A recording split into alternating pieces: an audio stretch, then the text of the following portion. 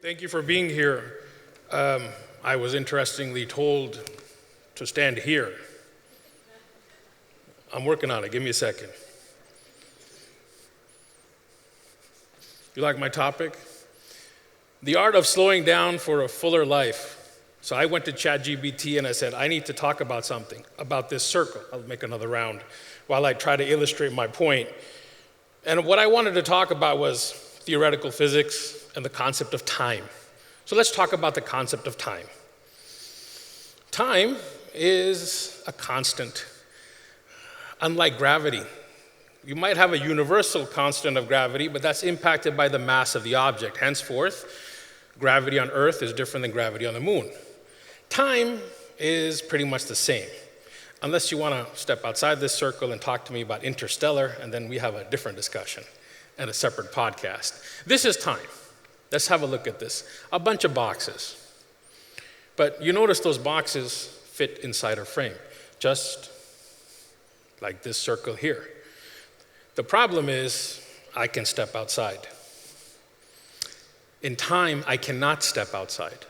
So a lot of data, some AI, got some information reflecting on what you as high school students spend most of your time doing. What are you busy with? What keeps you occupied? What is the interesting things that you do day to day? What happens during the school year? What happens during the summer? And this is how it broke down. So the boxes are to scale. You have time that you spend sleeping, studying, driving around in a car, going somewhere. That big box somewhere will be social media. Here's the days.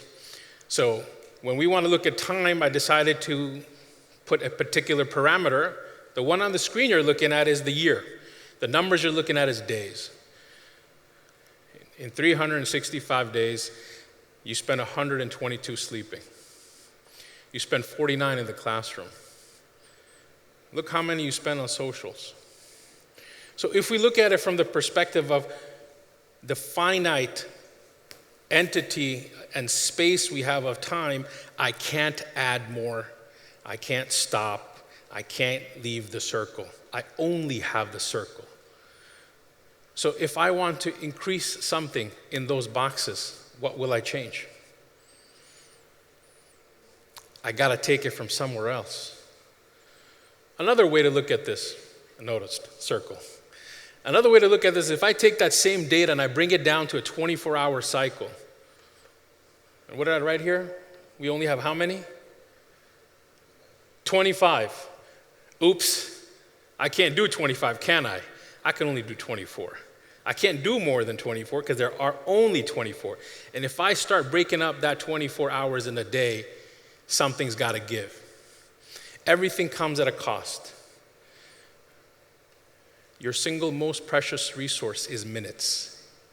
Time measured in minutes. Where are you spending those minutes?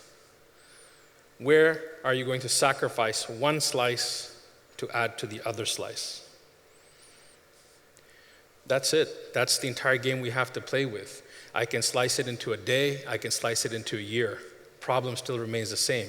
You have a limited amount of minutes. And if you really want to pull it out, we have a limited amount of years in our life on the planet. So the question really becomes, how are you going to spend this most precious resource? And this is where the discussion really gets interesting. We always love talking about balance. I love this picture. It's completely wrong. The picture's completely wrong. And I'll tell you why. Because what does this picture tell us? This picture tells us there's balance. This side is work.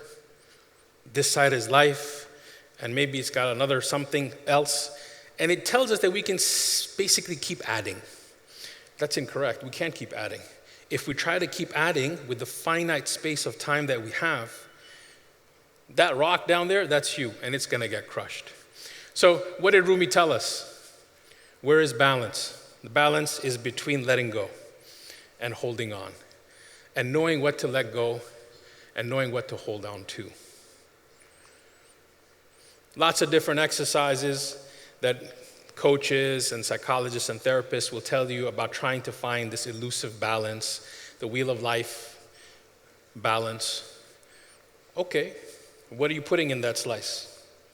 What are the things that you're going to slot in, and what are, the level of importance that they have?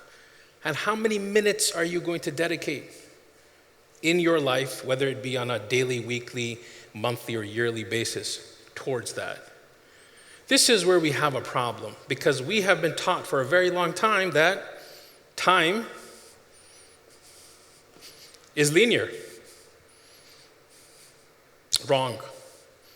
Time moves in a linear fashion. The time we have is either in a circle or in a box or in whatever shape that you like. And when I want to do this, I can't do this. So prioritizing and understanding what needs to be done is very, very important. I teach at university. I've been doing so for about 25 years. I will be the first one to tell you that grades are not the measure of intelligence, nor the measure of success. There was a study done, and I concurred with the study even before I read the results. They asked a whole bunch of faculty, what were two traits that young people would have that would equate to success in life? Those two traits was curiosity and determination. Ask the questions and be stubborn enough to find the answers. That's where you will find success. But that still leaves me with a huge, huge, huge gap. How do I fill in those minutes? Let me slide back a couple. Where is it? Screen and social media time, 2.2 hours a day. I see you sitting in the back. Take your phones out, pull up that weekly average stat. You guys are hitting 6 to 8. 2 is already too much. I need to have a chat with your parents. What's important? This is why I'm really here. We need to understand that time is finite, and it is a very, very precious resource, and we need to spend it very, very wisely. How do we decide where we want to spend that time? 3 things. I'm simplifying for you. Everyone had a list. I'm like, let me put a list. 3 things: passion, purpose, path. Just take some time and step back and think about what you have passion for. Do you want to be a choreographer? Do you want to be an archer? Do you want to be I think it was biologist? Or do you want to be a chef that's going to go head to head with me?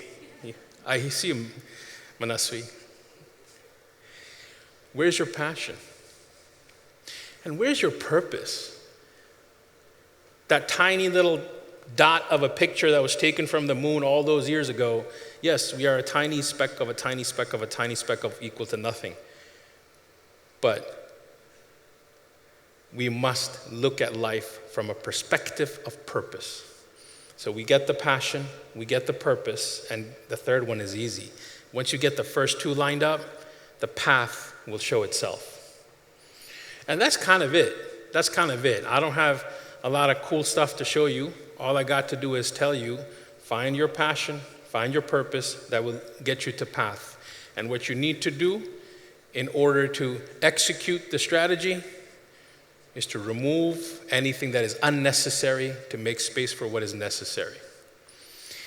I will leave you with wisdom from my mother, and interestingly enough, I saw it on the walls of your school. She told me when I was about yay big, be fearless in the pursuit of excellence. Be fearless in the pursuit of excellence. And excellence is only defined by you. Do not live on a measure of other people's expectations. Thank you very much for your time.